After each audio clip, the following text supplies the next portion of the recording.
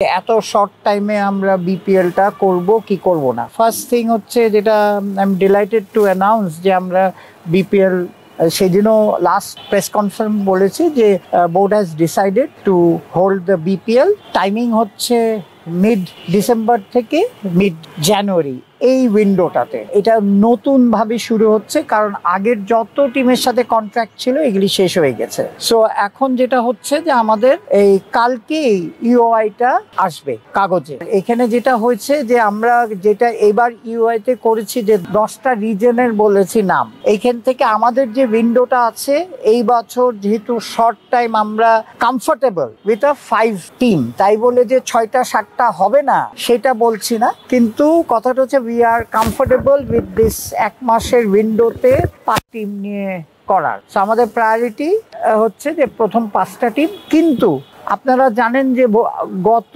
BPL TPL যেই সব problem আমাদের হয়েছিল বেসিক্যালি ফ্র্যাঞ্চাইজি নিয়ে হয়েছিল। তো selection of franchise we will be very very very strict. মানে ফাইন্যান্সিয়ালস ঠিক না থাকলে, ম্যানেজমেন্ট ঠিক না থাকলে, হ্যাঁ আপনি বড় গ্রুপ হয়তো হচ্ছেন, ফাইন্যান্সিয়াল ভালো, কিন্তু আপনার ক্রিকেট ম্যানেজমেন্টেও তো লোক নিয়ে করতে হবে।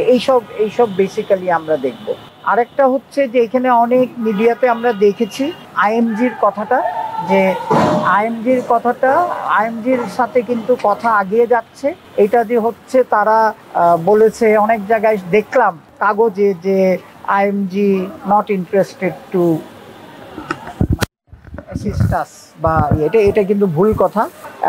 তাদের সাথে আমাদের কন্ট্রাক্টটা অলমোস্ট দেয়ার, সেই নেক্সট কয়েকদিনেই সই হয়ে যাবে এবং দে আর অন বোর্ড। অ্যান্ড হয়তো পরিসরটা যেহেতু এবার ভেরি শর্ট, এই পরিসরটা হয়তো কম হবে, কিন্তু they are on board, we are starting very quickly.